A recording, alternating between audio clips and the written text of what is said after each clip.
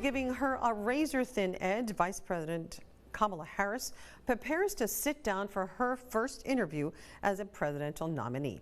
This is she and running mate Governor Walz hope to make inroads in Georgia. On the Republican side, former President Donald Trump and Senator J.D. Vance are barnstorming in other battleground states. NBC's Bree Jackson is in Washington with the details.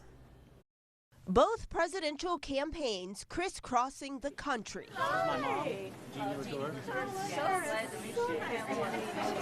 You listen to both sides, you weigh their records, you weigh their plans, and then you vote. Vice President Kamala Harris and running mate Tim Walz on the ground in Georgia, sending a message that the battleground state is in play by holding events in areas outside of Democrat-heavy Atlanta. The duo is moving from the trail to the hot seat for their first sit-down interview.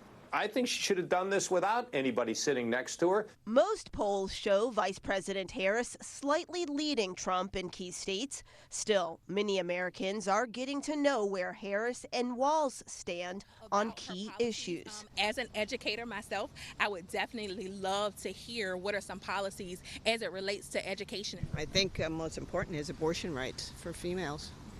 Yeah, I think that's one of the major issues right now conflicting most of our country. Others are skeptical about Harris's policy stance toward the war in Gaza. Saying these vague promises of either which way, but then not contributing to anything meaningful right now as a vice president kind of makes me a little worried. Tonight, Harris and Walz will attempt to ease voters' concerns during their televised interview, while Trump and Vance make their case on the campaign trail. In Washington, Bree Jackson, NBC News.